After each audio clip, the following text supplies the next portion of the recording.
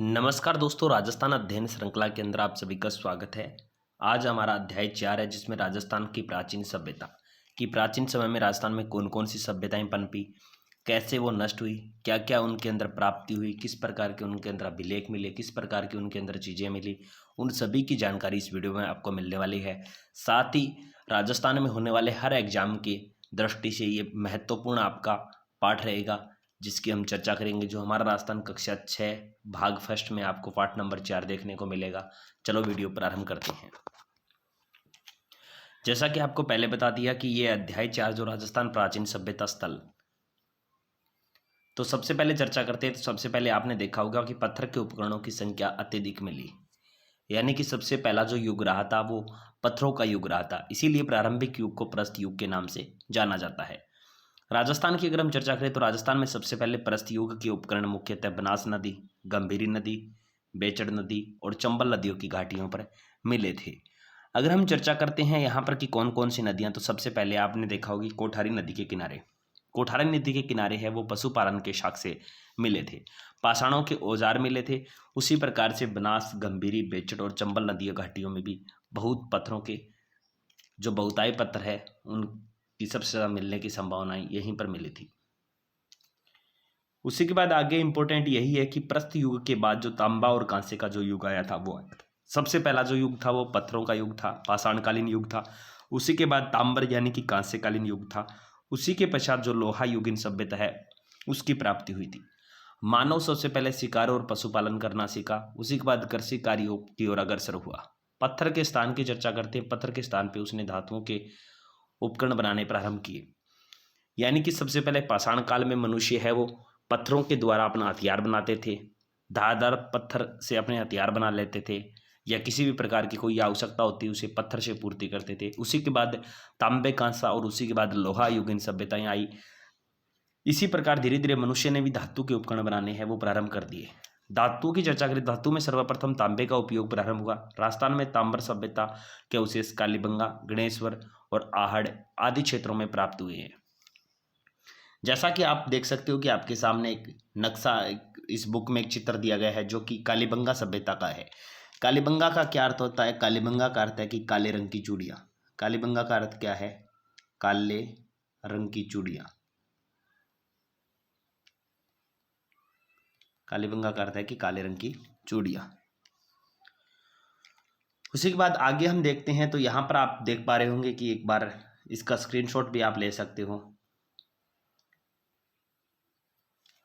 ये आपके सामने पूरा नक्शा है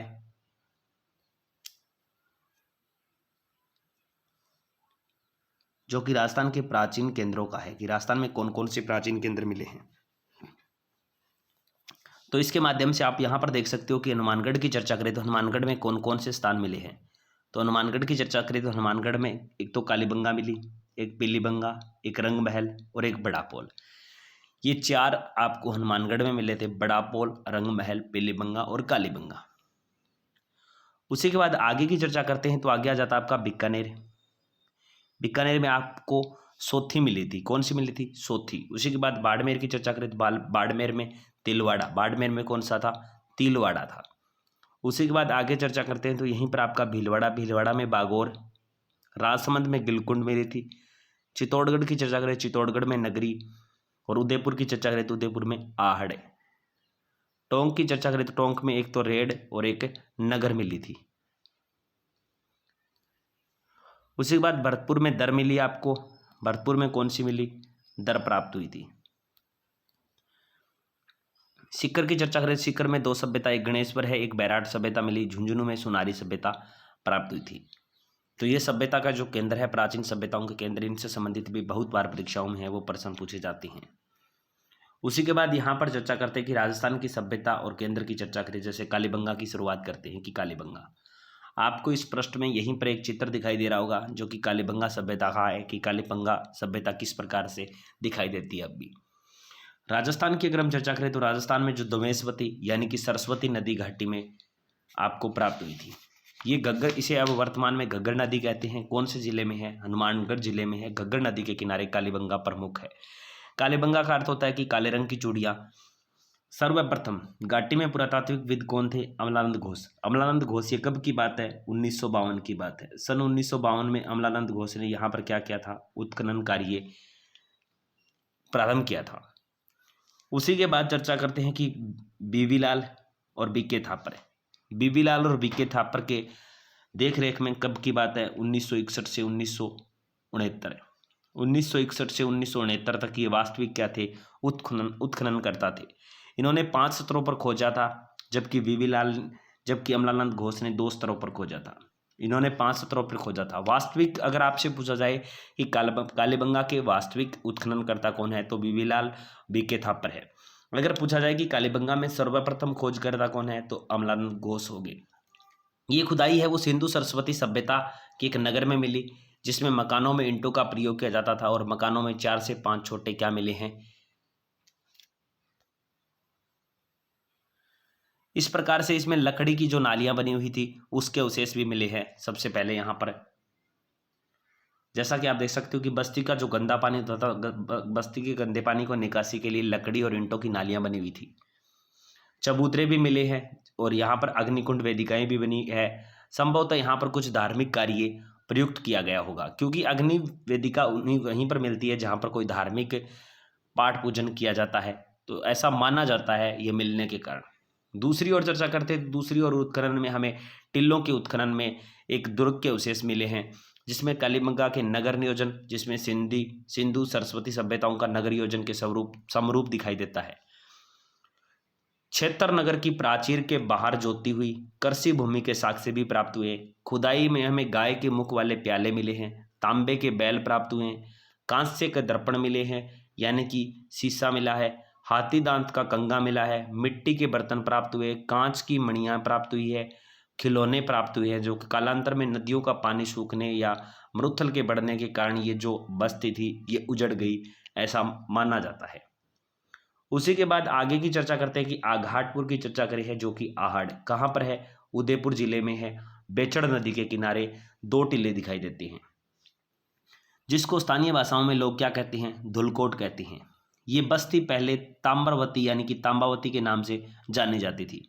तांबे के औजारों के निर्माण के केंद्र होने के कारण इसका नाम पड़ा था और 10वीं से 11वीं शताब्दी में इसे आघाटपुर नाम से भी जाना गया। प्राचीन मकानों की दीवारें पत्थरों एवं मिट्टी से बनी थी, जिनकी छत बॉक्स और केल्लू की बनी हुई थी। और यहाँ पर जो मकानों की चर्चा करें कि मकानों में 4 से 5 या 4 से 6 तक चूल्हे मिले हैं, तो जिसमें सामूहिक परिवारों की जानकारी मिलती है और इसी के साथ परिवारों में आपसी अपनातो भी था। जैसा कि आप यहाँ पर आप देख सकते हो कि इस चित्र के माध्यम से बताया गया कि एक मरण मूर्ति भी प्राप्त हुई है, जो कि कहाँ पर? आहड़ संग्रहालय में रखी गई है, उदयपुर में। इस प्रकार की एक मरण मूर्ति मिली है, जो कि आज भी इस संग्रहालय में सुरक्षित है। और क्या कुछ मिला, तो यहाँ पर आप देख सकते हो कि तांबे का ये पात्र है। इस प्रकार से एक तांबे का पात्र मिला, तांबे की कुल्हाड़ी प्राप्त हुई है, तांबे का टुकड़ा भी मिला है और तांबे की छुरी भी प्राप्त हुई है। जो 4 से 6 चूल्हे मिले हैं उनसे ऐसा समझा जाता है कि यहाँ पर सामूहिक भोजन विधि की साक्ष्य मिले हैं। संयुक्त परिवार रहते थे, उच्च कोटि के यहाँ पर चावल उत्पादित हुए हैं। सबसे पहले लोग चावल से परिचित हुए, चावल के बाद गेहूं से परिचित हुए। सबसे पहले यहाँ पर चावल और गेहूं के साक्ष्य मिले हैं।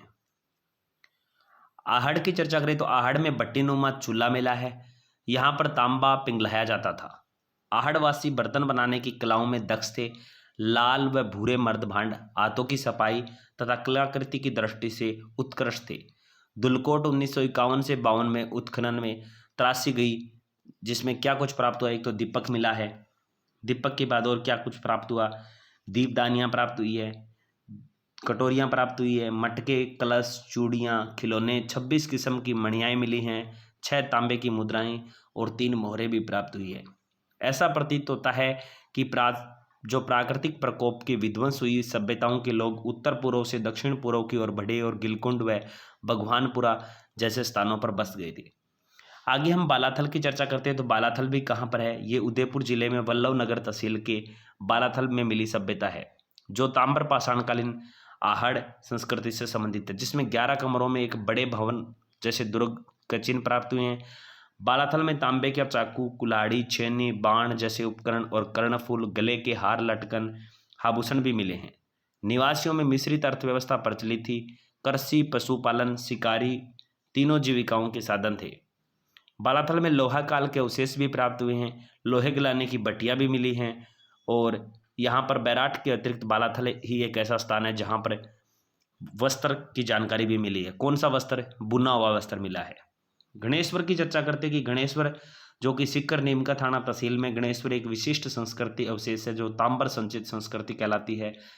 संस्कृति से पूर्व यह राजस्थान व गंगा घाटी क्षेत्र में पल्वित हुई। गणेश्वर में तांबे उपकरण बहुतायत मिले हैं। खेतड़ी भी तांबर उपकरण के निकटतम रही। तांबर उपकरणों में बाण, छेनी, मछली पकड़ने का कांटा, उस्तरे, फलक, अंगूठियां आदि प्राप्त हुई है। गणेश्वर में मिट्टी के 2 प्रकार के बर्तन मिले हैं। यहाँ पर एक प्राचीन मोहर भी आपको दिखाई दे रही है कि इस प्रकार की एक प्राचीन मोहर भी मिली है। अगर हड़प्पा की अगर हम चर्चा करते हैं तो हड़प्पा की चर्चा करें कि हड़प्पा के पूर्व की चर्चा करें कि हड़प्पा के पूर्व में संस्कृति के हल्के व लाल रंग के पतले बर्तन मिले। लाल चिकनी मिट्टी में विशिष्ट चित्रकारी वाले मजबूत बर्तन मिले। इन बर्तनों पर कलर तराशे गए थे। आहड़ व गणेश्वर सभ्यता तांबर पाषाणकालीन थी। ऊपरी स्तर पर लोहे युग के अवशेष भी प्राप्त हुए हैं। लोहाकालीन इतिहास को जानने के लिए बैराट, सांबर, बागोर, रेंट सभ्यता स्थलों का विवरण उल्लेख किया गया है। और यहाँ पर एक अशोक का बैराट शिलालेख भी प्राप्त हुआ है जो कि आप यहाँ पर देख सकते हो। बैराट की चर्चा करें तो बैराट कहाँ पर है? तो बैराट जयपुर जिले में है। जयपुर जिले में स्थित बैराट कस्बा इस युग का क्या था? सभ्यता संस्कृति का प्रमुख केंद्र रहा। बिज्जक की पहाड़ी भीमडूंगरी पुरातात्विक स्थल की दृष्टि से महत्वपूर्ण है। महाभारत में इसका उल्लेख व मत्स्य जनपद की राजधानी विराटनगर के रूप में हुआ था। यहाँ पांडवों ने अपना अज्ञातवास के लिए अंतिम दिन भी बिताए थे। मौर्य काल में यह प्रमुख केंद्र था। अशोक ने 2 स्तंभ, एक लेख भाब्रू तथा बैराट शिलालेख और बौद्ध मठ के अवशेष यहीं से प्राप्त हुए। एक कमरे में 36 चांदी की मुद्राएं मिली जिनमें 8 पंचमारक व 28 भारतीय यूनानी शासकों की थी। खुदाई में वास्तविक स्वास्तिक चिन्ह भी प्राप्त हुआ। त्रिरत्न चक्र चिन्ह, संयुक्त अलंकृत घड़े, दीपक, नाचता हुआ पक्षी, पत्थर की संदूक, लोहे की किले, हाथों से बना हुआ वस्त्र मिला।